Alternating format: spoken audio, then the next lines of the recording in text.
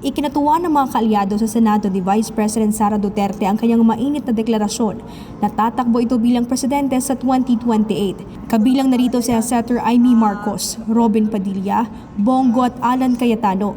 Para kay Senator Go, buo ang kanyang suporta kay VP Sara upang maibalik na anya sa normal ang pamumuhay ng mga Pilipino. Ang akin lang naman dito is balik na po sa normal pamumuhay ng bawat Pilipino. Yun lang po ang inaasam ko sa ngayon. Alam nyo naman po ang hangarin ko kung merong gobyernong tapat at nagmamalasakit sa kapwa Pilipino. Mas makabubuti na rin, sabi ni Senator Alan Cayetano, na maaga itong inanunsyo ng Vice Presidente. We're in a democracy.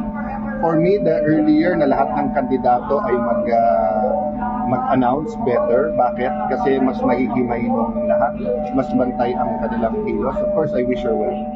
Pero kung si Senator Robin Padilla ang tatanungin, may gusto siyang katandem si VP Sara sa 2028. Sir, kung kukunin kang Vice Ay, President. yun ang VP ko. I miss. Panahon na. Para maramdaman ng mga Pinoy ang birth. Sa ngayon, walang balak na tumakbo bilang Vice President si Senator Amy sa 2028. Pero wag na muna anyang pangunahan ang desisyon ni VP Sara sa kung sino ang gusto niyang katandem. Pero magiging sunod-sunuran anya siya kay Duterte sa 2028. Talaga naman forever running mate ko naman talaga yan. Takbo, gapang, luhod, patayo, paupo. Hindi ko naman siya kailanman iniwanan. Ayun. So willing kayo mag-VP kay VP Sara pag tumakbo siya sa 2028? Hello, basta sunod-sunuran ako doon. Suportado din ng senadorang maagang deklarasyon ng Vice Presidente.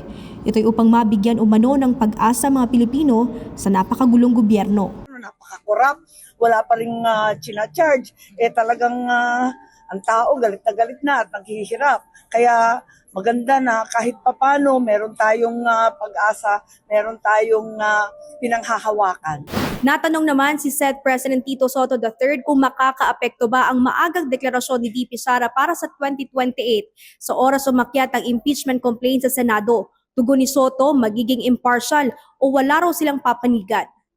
The senators are expected to be impartial always, no matter who is going to be charged or opposed. Kanino man ating sa impeachment at sumapasaya. We are expected to be impartial. So kahit kandidato, hindi kandidato, kahit sino ba yun, doesn't matter. Ganito rin ang sagot ni Senator Win Gatchalian. Iba naman ang impeachment dahil dito titignan yung mga ebidensya, titignan natin kung yung representative prosecutors. Gayunpaman, panawagan ni Senator Bongo sa oras umakyat ang impeachment complaint kay VP Sara sa Senado naway maging patas at isantabihan niya ang politika. Dapat po fair. Ihiwalay po natin ang politika sa impeachment. Trabaho po namin yan, mandato po namin yan bilang isang senador. Natitingnan po yung ebidensya, kung meron man. Yun po, iba po. Ihiwalay po natin yung impeachment sa politika rito. Para sa Diyos at sa Pilipinas kung mahal, ito si Sheena Torno, SMNI News.